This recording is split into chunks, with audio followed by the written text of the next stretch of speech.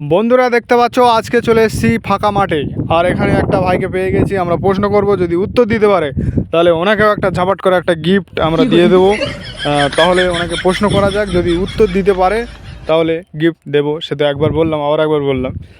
প্রথমে বলো তোমার নাম কি? সাইদুল সাহাজি। সাইদুল সাহাজি। উনি কিন্তু বড্ড পাজি নাকি? না, হবে না হয়তো। তোমার একটা প্রশ্ন করব? হ্যাঁ, করতে পারো। উত্তর দিতে পারবে? চেষ্টা করে দেখবো। ঠিক আছে, প্রশ্নটি হচ্ছে